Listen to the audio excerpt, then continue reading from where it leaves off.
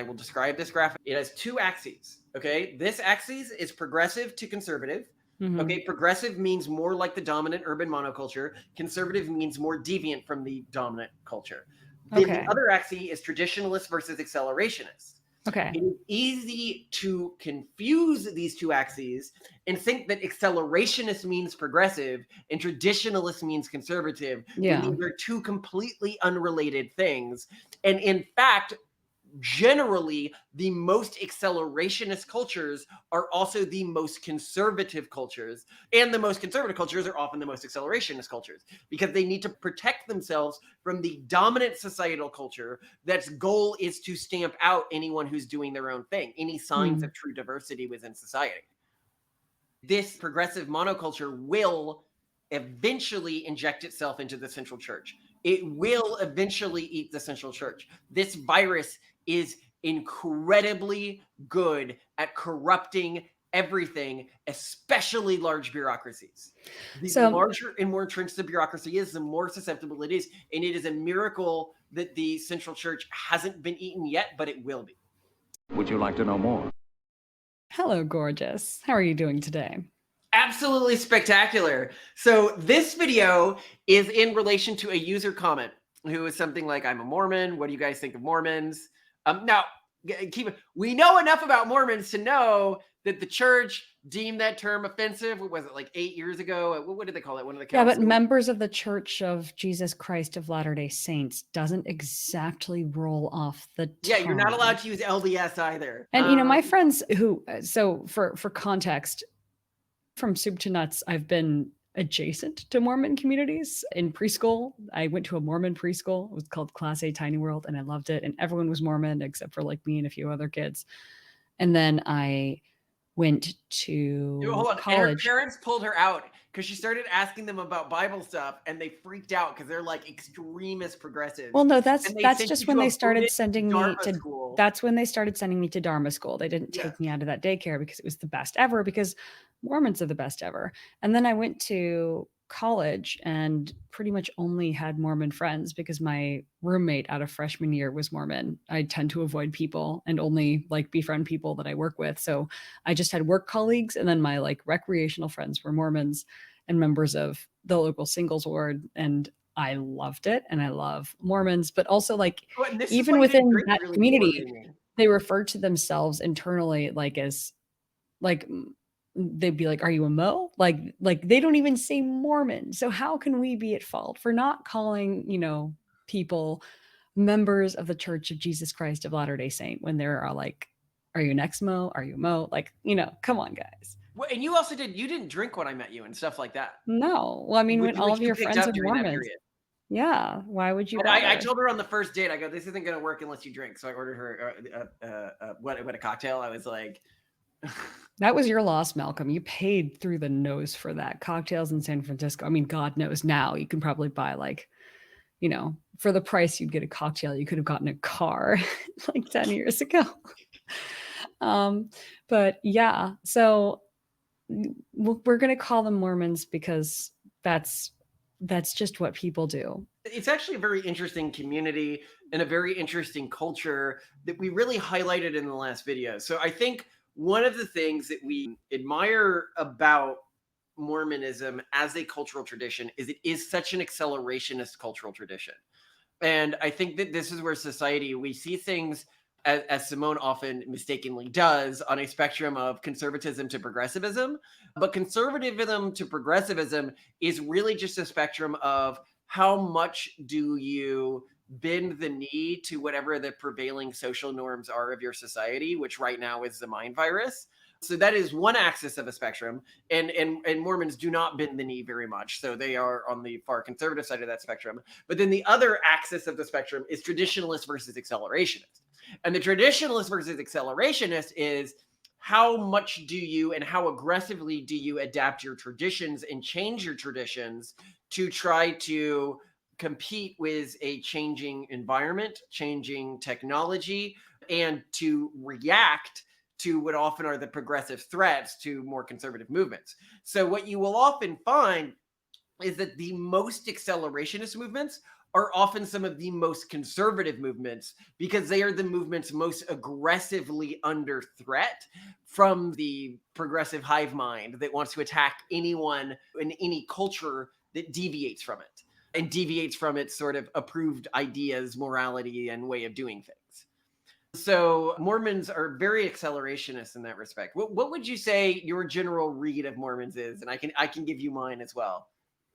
So as an outsider, my TLDR is Mormons among modern US-based religious communities have the best lifestyle. It's like they're kind of like the Disney of lifestyles. You know, you can really get into it. It's very appealing. It's very warm and friendly and family friendly.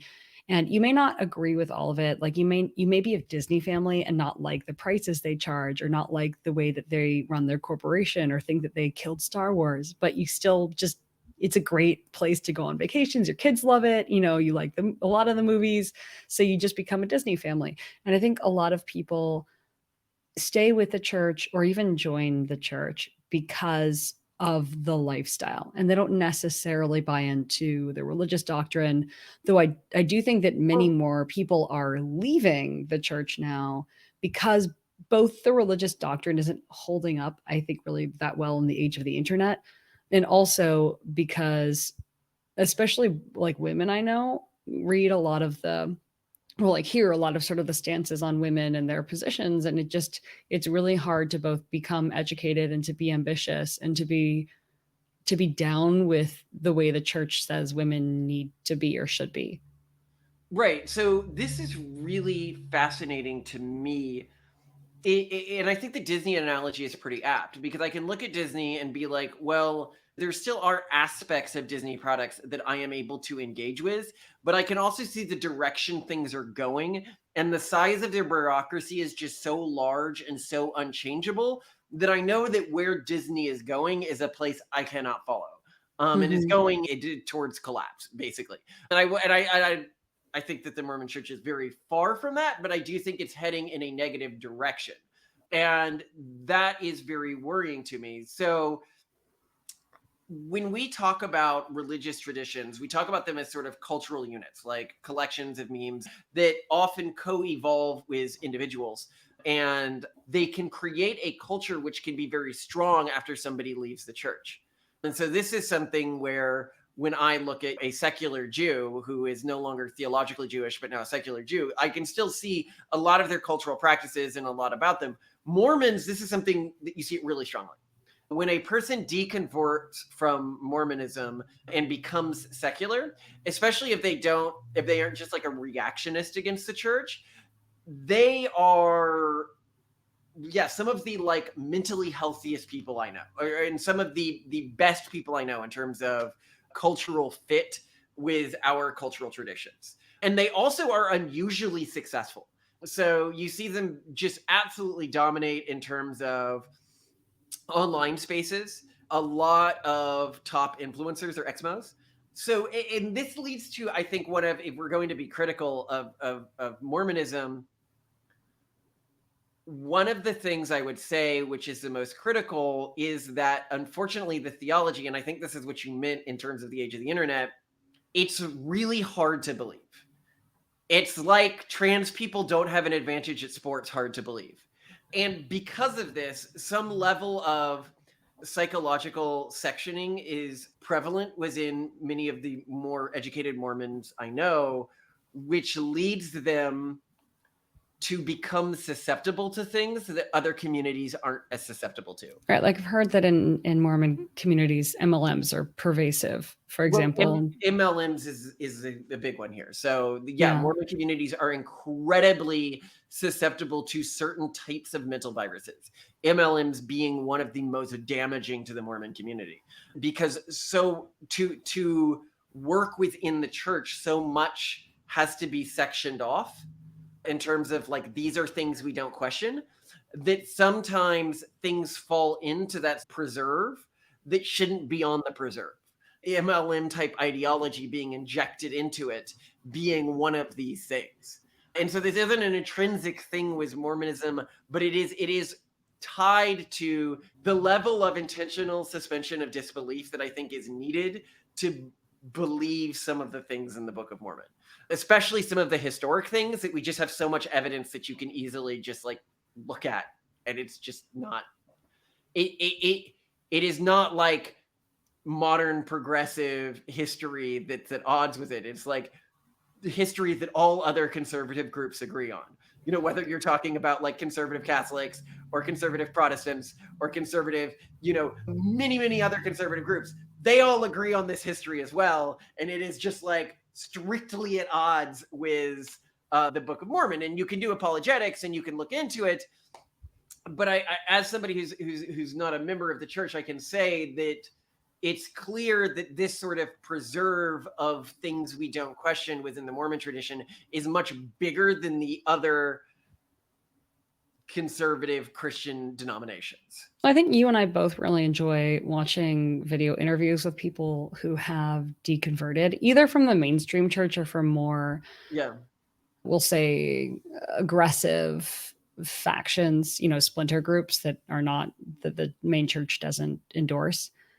And one of the really common threads that seems to show up again and again is they really want to believe. And every time someone like a church elder gives them advice or coaching on how to address it, it's just so insulting. Like it just really doesn't work. They're not good resources. And then, you know, this sort of forces people to look things up online where they just find damning, like reams of damning information. And I really wonder what's going on with internal church governance there, because they have to be looking at their rates of attrition. They have to be looking at, which are high. So something to note about the Mormon community is it looks like they've fallen below repopulation rate and they have really high attrition rates. So like what, you know, and the other thing is you pointed out that the LDS church has adapted in the past, you know, and they are accelerationist in many ways. They're happy to develop new social technologies. They've changed, for example, their stances on race in the past.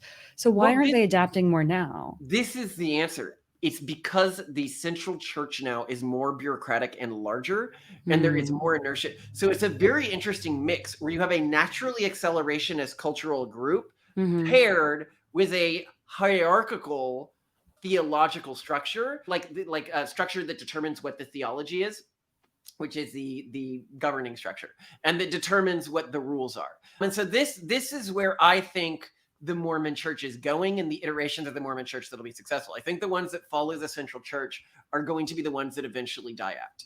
Just because. Well, what worries me about that, though, is pretty much the only ones that, per my knowledge, don't follow the central church don't do it because they're polygynous for some reason. It's because they're no, there's other groups that non-polygynous splinter groups. Okay. So there's so this is an interesting thing. Within the Mormon intellectual sphere where I come close to it, there is talk of different ways of relating to things, different ways of relating to monumentism, like monumental building and stuff like that. Different ways of saying, can we still technically be under the central church, but like change things within our community and like these distinct ways? So you're beginning to see this branch out happening, but it's not happening as an open revolt.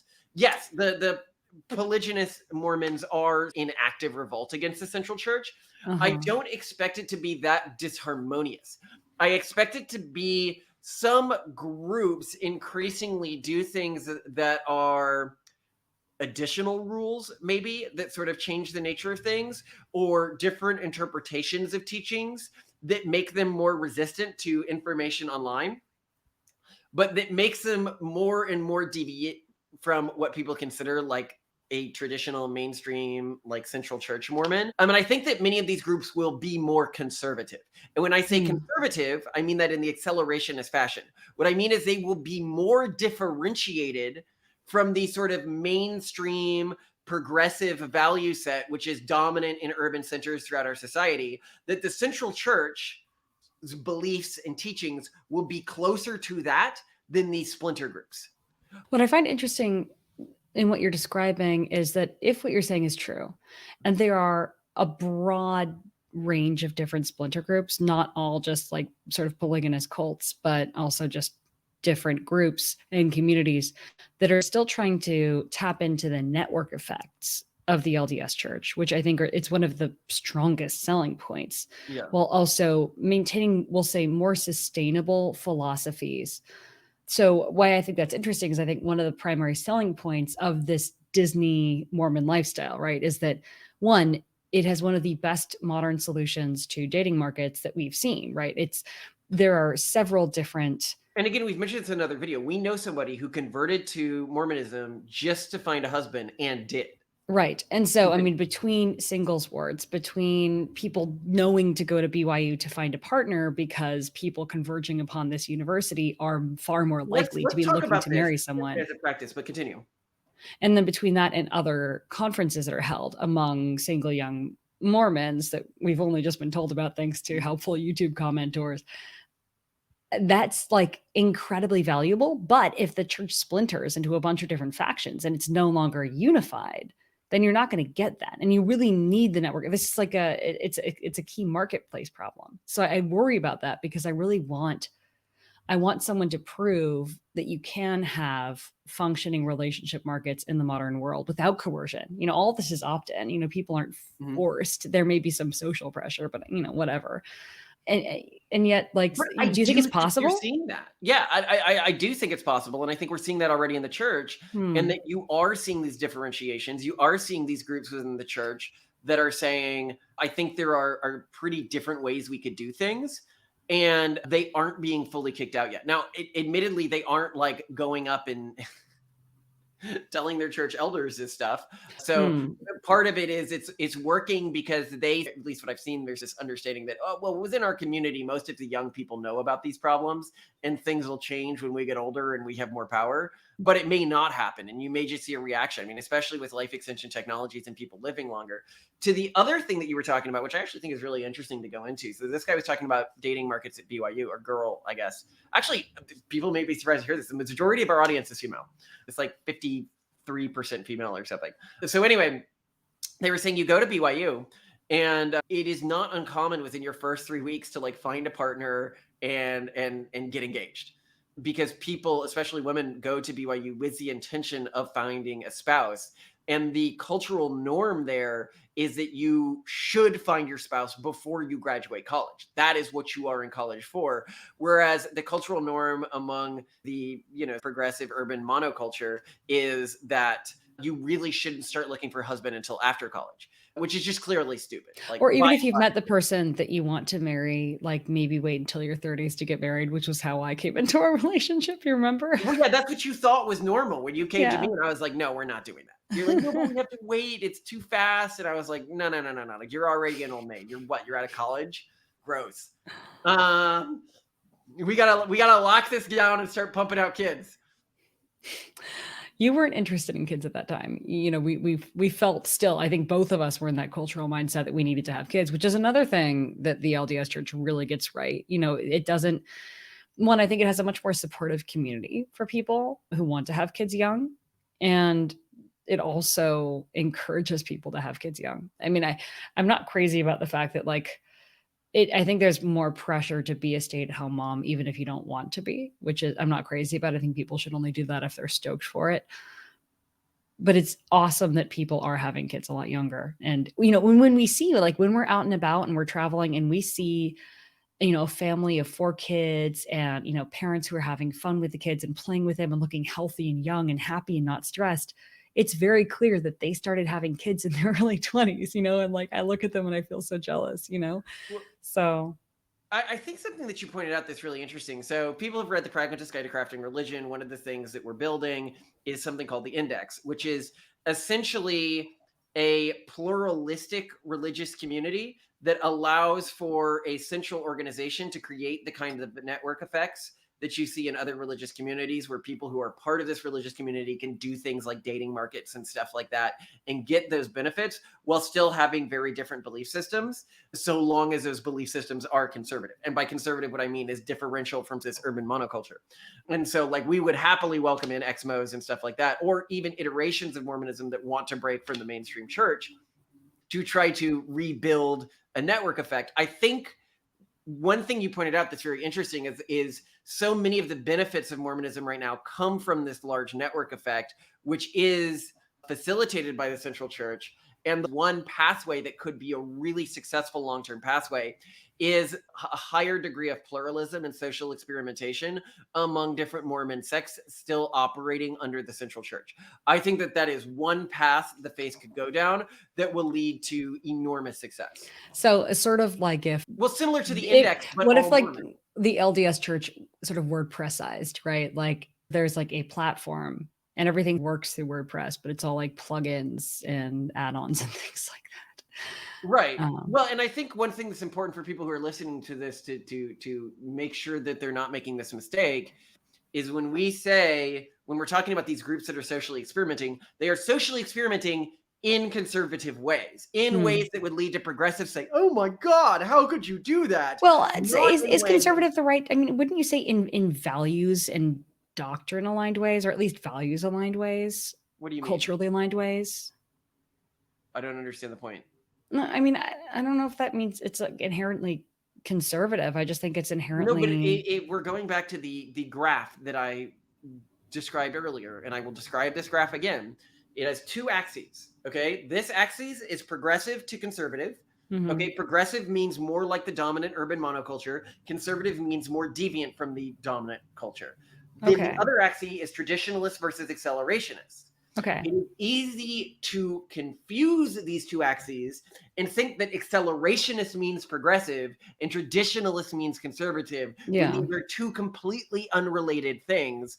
And in fact, generally, the most accelerationist cultures are also the most conservative cultures. And the most conservative cultures are often the most accelerationist cultures because they need to protect themselves from the dominant societal culture that's goal is to stamp out anyone who's doing their own thing, any signs of true diversity within society.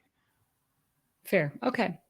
And I think that this progressive monoculture will eventually inject itself into the central church. It will eventually eat the central church. This virus is incredibly good at corrupting everything, especially large bureaucracies. The larger and more entrenched the bureaucracy is, the more susceptible it is. And it is a miracle that the central church hasn't been eaten yet, but it will be. All right. So we're done discussing that. I think another thing that I really want to talk about with the LDS church and that I love and I think is such a smart innovation is their, what do we want to say? Like fashion ways, their dress ways. Okay. So I feel like if we're going to use an analogy, everyone's talking about the quiet luxury style now, where like you dress in a very high luxury way, but only in a way that other people who are very wealthy will recognize, right? Because it's all very subtle. It's about having really high quality materials, etc. What I love about Mormon traditions around dressing is that you have to know what to look for in order to tell, but you can fairly easily tell, especially if there's like, it's a couple or you spend a lot of time, like a couple of days with someone over a period of time, if someone is in the LDS church, at least if they're like adhering to this element of that culture because of their garments and because of, some other sort of just cultural trends. And I think that that's really cool because, on one end of the spectrum with fashion among like cultures or religions, you've got, super, super like Haredi Jews, you've got Amish where it's like, whoa, you're wearing a costume, it like looks super like obvious and like you're turning heads and people are looking around at you. Whereas here you have the quiet luxury. It creates cultural cohesion. It creates, a sense of belonging to a community, an ability to identify members of your community. Continue. Yeah. So what I like with Mormon dress is that you can tell quite often, and this like to a lesser extent names, like not everyone has like stereotypical like Mormon names, but there are like Mormon names. And I like that there are these subtle signalers that I think add like a booster effect. Like imagine that someone had like a kind of obscure like Star Wars tattoo or So like I'm going to tattoo. disagree with you on this. I actually think that You think this it's too subtle. a softened failure of the church to. You think they should dress more extremely? Yes. Oh. Here's why. Okay. When you grow up and you are othered by the urban monoculture, when it tells you you're different and you're weird, and this is something we intentionally do as our kids, give them weird names, weird ways of dressing, stuff like that. Like our family does things where we are intentionally and really specifically othered by society. Like society is like, oh, you guys are weird. You guys are different. You are a different thing. And through that, our kids, and me growing up specifically, who also was this way to an extent, realize I'm different. I'm not whatever this mainstream cultural thing is. And in a society where that mainstream cultural thing has obviously failed, where like rates of depression are really high, rates of suicide are really high, like that's a great thing to be like, yeah, I'm different. They're like, aren't you worried your kids will be bullied? It's like, Mhm. oh, they'll be rejected from the mainstream culture. Like, okay, that's the point. That's the It's a feature, idea. not a bug. Yeah. Yeah, that they will develop an identity and a cultural identity that is deviant from that. Now, with Mormonism, I think their beliefs are differentiated enough that they do separate. Well, I think what you're missing here, though, is that, yes, I understand your point, and I think being othered and weirded is great. And I think that Mormons definitely do enough things to make them othered and weirded, in a In way that different makes ways. them Yeah. know So that they they're different. realize they're I definitely think what you're missing, though, is that there's a secret club thing that makes people feel really good when they see like the secret handshake or the secret wink or like the secret tattoo that someone has, where like only they know. So what you're missing here is, yeah, it's great to have that othering effect. I totally agree with you. That's great. But what you're missing is that there's this totally separate phenomenon when you get an in joke. And that in I agree with joking you. is very powerful. You've convinced me. Delta, you've convinced me. I think you changed That my mind. rarely happens. Oh, the It satisfaction. doesn't rarely happen. You convince me all the time. Not always. You're the smart one in this relationship. So I love but again, we talk about willful suspension of disbelief, right? That's what she needs to do to constantly believe that I'm the smart one with all the ideas. nice Constant try. suspension of disbelief. Nice try. No, Um, I love it. Yeah, so I guess what I'd say is Mormonism. I mean, or do you have any other points you wanted to talk on about this? yeah, I do actually. So it's the only culture I know of, like that's a religious culture. So what we would call a cultivar, where it's a mixture of culture and religion, that includes a very practical level of safety, practicality, and survivalism. That it's Mhm. encouraged to have 6 months worth of food supply, that, you should have an emergency plan. You should rotate through that food supply and, cook what's about to expire. And et cetera. The fact that that's done, yes, there are doomsday preppers in the US. Like that's a total thing. It's a total Yeah. subculture. But that's more like like a fan community to me than like a cohesive culture. There isn't like there are correlatory factors and correlatory values among doomsday preppers, but nowhere does it come close to what you see with the LDS church. And I also really admire that. And it's not just, imparting useful practices to people in the church, like temples also have resources for disasters. Like this is a culture that wants to create civilizational level resilience if like shit hits the fan. That's really cool. And I think that's underrated when people think about religious or cultural innovation. They think about maybe dating markets, maybe better aligning with values, but especially in an age in which people are losing essential life skills like crazy, I think it's a notable point that that's something that's encouraged So within one that thing, culture. yeah, that I'd add to this, which I think is something a lot of people don't know, is one thing I really like that Mormonism does is it is something that we've actually taken for our own kids. Is I believe that intense hardship is really needed at certain parts of a kid's life, and that they need to experience what these things feel like, what starvation feels like, what really having to figure out your own stuff. Because this is something I went through as a kid, and I think if we raise our kids without any of that, I think it creates a lot of negative psychological effects. So one practice that exists within Mormonism is they will do the Mormon trail, or the thing that their ancestors did. Like with the covered wagons and all that fun stuff. So this is something they'll do in the late teen years, where they will try to recreate this trail that their ancestors went on through the desert, pulling these carts with low water supplies, with low food supplies, and really experience this extreme hardship that almost no one in society today gets the opportunity to experience. And I think that this has, and I think we'll see that it has permanent changes in the way a person's brain works as they get older if they experience one of these extreme hardship moments during specific developmental milestones. And so I think that this is very beneficial, and I really admire that element of their culture. I'd actually go so far as to say that I think they should lean into it more. I think it should be longer. I think it should be more recurring during a person's childhood. So if you look at like what we're trying to build for our kids in our community, one of the things we've looked at building is there's some land up in northern Canada where we're looking at essentially creating a station where the kids have to learn to survive. And now, of course, the whole thing will be wired with cameras and stuff like that, so we can make sure they don't end up killing themselves, or a bear doesn't like come on to the territory and end up creating problem. But I think this sorts of extreme survivalism and having to figure it out on your own and experiencing that is really important culturally, especially if you're moving into a civilization where many of the luxuries that we've come to expect today, maybe our kids shouldn't expect as being as common during their adult life. And what we also haven't talked about in terms of hardship is missions, which, few women go on, but like a lot of men do.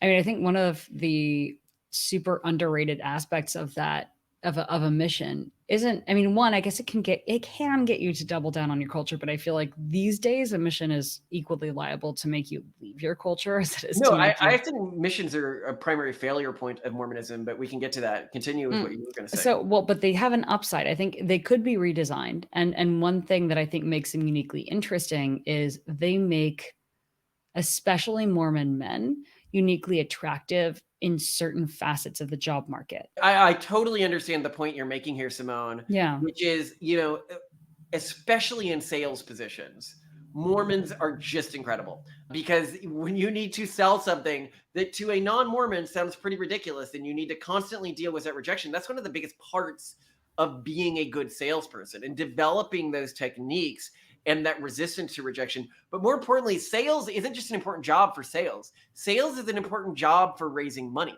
Sales is an important job for doing a job application or a university application.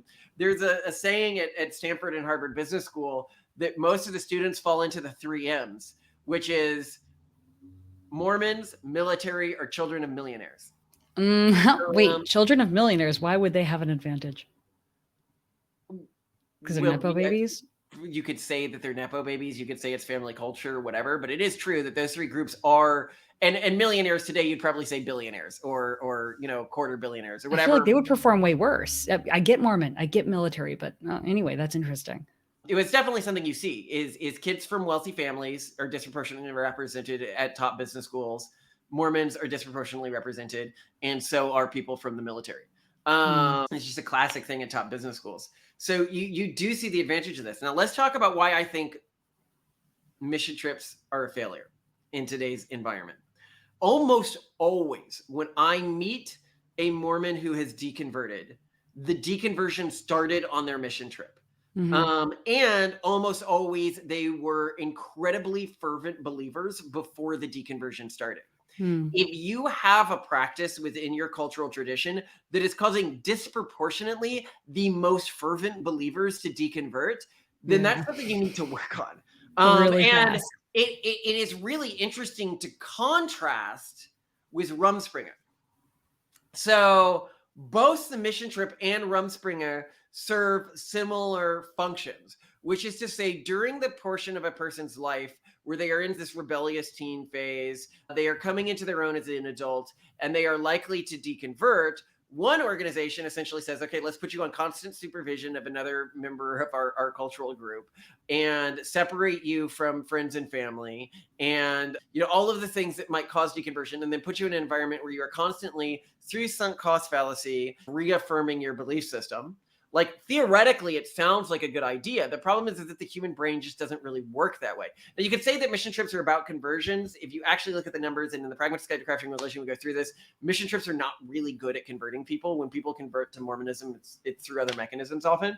Like, they boast high conversion rates, but if you look at the number who stay in the church, like if you're just looking at baptisms, mission trips seem really effective. If you look at actual growth in those regions of the Mormon tradition, they're not very effective. They're mostly about, from a cultural evolution perspective, keeping members. But the problem is, you look at the exact opposite of all of those things I just mentioned, which is Amish Rumspringa, right? It's like during the period where you're most likely to deconvert, we say, yeah, if you want to, you could just like leave the community and do whatever you want for a period. But no, I mean, there are consequences to it, but mostly just go do what you want. And to people who are in one of these communities where there is a high social support network, where there is high in-group, what actually ends up happening with Amish Rumspringa. So a lot of people assume that Rumspringa is like kids leave, they go out, they have a bunch of sex, they do a bunch of drugs. Not really. Actually, what happens is they're told you can do whatever you want. And this knowledge that they can do whatever they want leads them to instead be like, okay, why don't I go get a buggy? Like that'll be my big crazy thing that I'll do. But otherwise, I'm basically not going to do anything that rebellious, because why? Like when you can all of a sudden do whatever you want, what you realize, especially when you start engaging in it, is how hollow, if again, we define the world as progressive versus conservative here, how hollow all of these things that this urban monoculture is offering are, how hollow all the partying is, how hollow all the sex is, how hollow all the drugs are. You can engage with these things, but if through engaging in them you lose the community support, you lose, all of a sudden you're like, no, screw that. To the extent where I think a lot of progressives are like, oh, but what if they're gay and they have to live out their whole lives, as living this straight lifestyle? You can read about Amish people who and this is the thing about conservative cultures, like progressive cultures act like they pretend like gay people don't exist. They don't pretend like gay people don't exist. They just have different social constructs for how to deal with it when a person is born with a predominant same-sex attraction. Within Amish communities, and you can read blogs of this, they know, they're like, look, I am predominantly same-sex attracted. I know this is an aspect of my life I will never be able to fully participate in. But I have engaged with that within the progressive world, and I have lived an Amish person growing up, and I can tell you the Amish lifestyle is better, even if I am forced to marry someone I don't find sexually attractive. Because I can build a caring relationship for them, I can raise kids. It's the part of my life that will never be as fully fulfilled as it is the other people in my community. But that doesn't mean that the only solution to having been born same-sex attracted is just complete engagement with progressive culture, complete engagement with their ways of solving this. One thing I do wonder is actually how there's an interplay between this and the belief that the person that you marry, you're like perma married to, after you die, you will be united again. And you will spend all of eternity together. Oh yeah, this is great. Yeah. What I think is interesting about that is the reframing of marriage like that. I mean, I don't think that people are picturing maybe they are, but I don't think they're picturing super hot sex, as they're, off in the afterlife or whatever comes next, building new worlds and everything, right? Like being like gods. And so I wonder if perhaps a lot of it just takes the hedonism and the sexual focus out of marriage and instead so let's talk about this refocuses cultural it tradition, 'cause into. it's a really healthy one, I think. Which is to say that when a Mormon, it's funny, within progressive culture, would be seen as unhealthy. They believe that when you get married, you are with this person forever, like after death, forever, forever, forever, and past your physical corporeal existence. The vast minority of your time with this person will sex be an option. And one, that means you don't really fights are not an option. You have to figure out how to work this out. Fights are an option. I think what's different is that fights are an option, but long-term systemic disagreements, you can have conflict, but the goal is to work it out, because eventually, because it's not about you anymore. It's about you as a team, as a united unit, as you together forever. And I think you're going to look at conflict very differently when it's what do I want? What makes me happy versus how are we going to fix this for us? And I think that it's a really interesting framing. And I think it would change the way, if I lived in a culture, I'm attracted to dudes, kind of only attracted to you, Malcolm. But if I grew up in a culture where they're like, Simone, you have to marry a woman, my focus would be on finding a woman who I was ideologically aligned with. And we got along and we were ready to take on the future and the world together. And we knew that we worked well together, and it wouldn't be about the sex, and that's okay. And I think that for many cultural groups, that does sound very, very wrong, right? how can you have a life without enjoying sex? Yeah. right? Like But God although, has a like, sister here's the hollow. thing, right? It's like, so Mormons are getting married, Mormons are having kids, et cetera. And then you like look at these plummeting sex rates of the predominantly atheistic culture, right? And so it's like, well, but who's really getting sex now anyway? Right. Yeah, the Who's sexually secular. satisfied now anyway? Although I guess maybe like gay male communities are doing all Oh right. yeah, they're doing okay. I don't know. And I don't know how the Yeah, church no, deals that's with. one cultural solution, and we don't try to like we can try to give a honest take about different cultures, but we always say that every cultural solution is up to them, and all we want to do is see as many and as diverse cultural traditions surviving into the future. 100. Now, to the thing you were saying earlier, one thing that we praise Mormonism on in our books is it has the best afterlife from our perspective, the best conception of an afterlife. The idea that one, you're spending your afterlife with your spouse. Like I can't imagine not spending my afterlife with you. If But you then love your two, spouse. And yeah, same. you also get a meaningful project to work on with them. Where you're like, oh, it's a big, meaningful project. Because yeah, I mean, just an afterlife in bliss or complacency, like I really wouldn't like that. I like the idea of continuing to work with you after I die, not just being around you and blissing out or something, or being around people we like or something. I like the idea of having a project. But to that extent, when you talk about the combined identity, it is very similar to our own theology in that way. Whereas we believe that when a person gets married, they meaningfully become the same entity. They stop being two genders, they stop being two different things. They are one thing. And a goal of marriage is to an extent the dissolution of the self, and that the way we live forever is through our kids and through our family culture. And they really are a combination of the two of us. And that being the case, when we think about how we live far into the future, it is as a combined entity. And we do like that similarity we see with the Mormon tradition, even if the two things are very differentiated. Another big similarity we have as the Mormon tradition is we are a highly derived and highly accelerationist iteration of the Christian tradition. Mm-hmm. Where many would call us non-Christians, many would call Mormons non-Christians. Like, yeah, we believe in a God, but like lots of caveats if you're going to try to call that a traditional Christian God. And it's the same with the Mormon tradition. Do we think of ourselves as Christians? Yes. Do Mormons think of themselves as Christians? Yes. But from the boundaries on Christianity that many other groups place, I think both of us fall pretty squarely outside of that. And that's just another differentiation there where we do have a lot in common with Mormons. So the final thing I really admire, just as like a final note, is I really appreciate it when new cultures or religions, and like the LDS church is relatively new, take mainstream holidays and just punch them up or make them better. And for me, like, man, Mormon Christmas is one of the best flavors of Christmas. Like they take it, they make it a big deal. It's just amazing and wonderful. And I really miss Mormon Christmases. And so I don't know, there's just so many things about the LDS church that are great. I hope what you're saying about the fracturing, like subunits working in this collaborating marketplace comes to pass. Or one sliver of it will be so successful that it won't matter that it doesn't have the market effects. Yeah. It may be expelled from the central church, but it will be expelled in a way that allows it to be even more innovative than it is right now, and will come up with interesting solutions. And if you are from a faction of the Mormon culture like that, please read The Pragmatist Guide to Crafting Religion. Like it's like a playbook on how to adapt and better fight the progressive mind virus, because eventually it will take your church, just like it does everyone else. Yeah. Well, Mormons, we love you. You're amazing. Don't disappear, thrive, and succeed. We are not one of you, but we deeply admire you.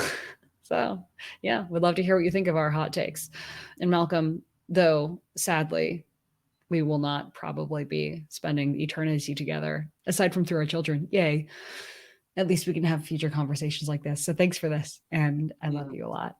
I love you too. And I do wish we got to live literally together forever. But I think in every meaningful context, we do get to, like, who I am today changes. See our video on determinism. I might even link to it on oh no, life extensionism. That might be the one where we talk about this. You know what? I'll lead to both of them because we talk about it in one of them. Good. All right. I'll see you soon. Have a good one.